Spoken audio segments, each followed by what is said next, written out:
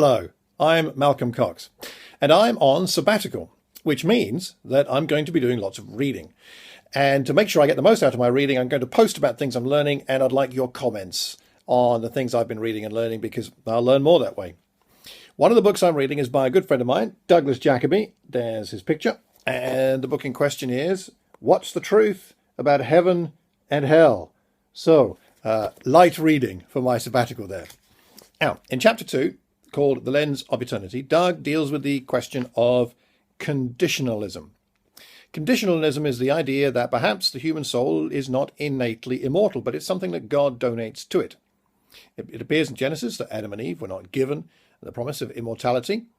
And it also further appears that the idea of the human soul being innately immortal comes from Plato, not from any Christian source or any scriptural source. By the 2nd century, writers such as Tertullian, Athenagoras were already adopting consciously Plato's idea of the innate immortality of the soul.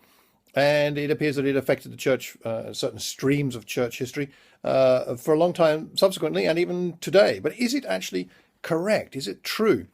Perhaps it is God who gives the soul immortality as a gift, and that seems to fit better with the scriptural record. As Doug says, if the soul is going to live forever, God will have to grant it immortality. Then the question is, will he give immortality to the lost?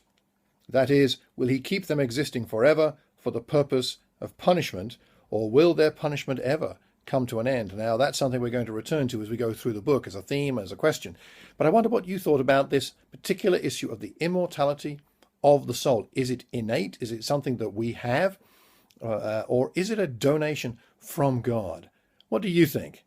Let me know. I'm really interested. Take care, and God bless.